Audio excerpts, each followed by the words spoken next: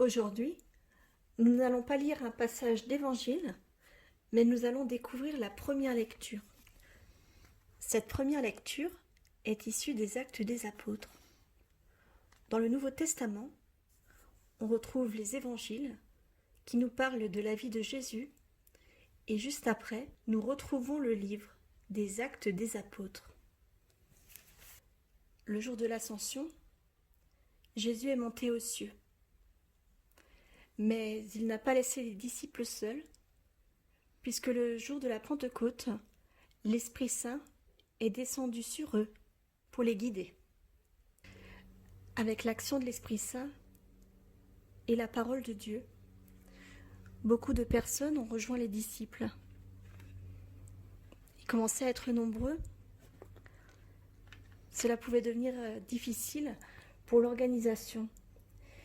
Et c'est pour cela qu'il a fallu se répartir les tâches. Pour découvrir comment ils ont fait, on va écouter cette lecture.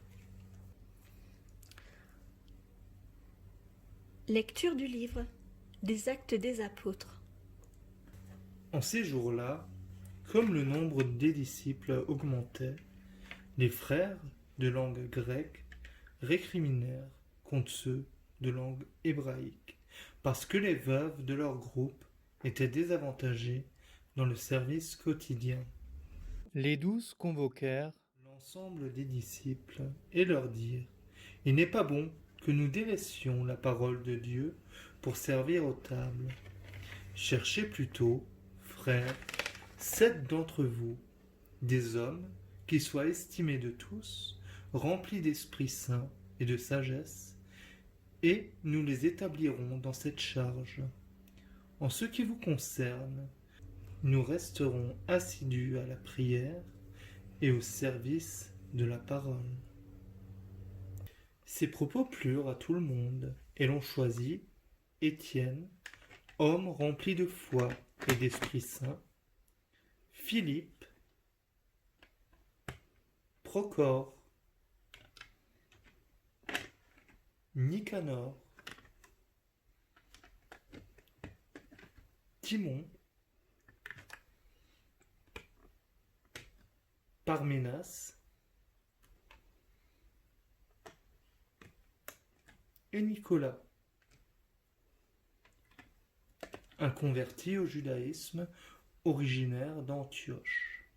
On les présenta aux apôtres, et après avoir prié, ils leur imposèrent les mains. La parole de Dieu était féconde. Le nombre des disciples se multipliait fortement à Jérusalem, et une grande foule de prêtres juifs parvenait à l'obéissance de la foi. Parole du Seigneur. Il y a certains qui faisaient des dons, et ceux qui sont au service des tables prenaient ces richesses et le distribuaient à ceux qui en avaient besoin. Les 3 choses importantes dans la construction de l'Église, à ce moment-là, la prière, la parole de Dieu et le service des tables. Et avec le nombre grandissant, il fallait que chacun se répartisse des rôles, puisque on ne peut pas faire tout seul et qu'on a besoin les uns des autres.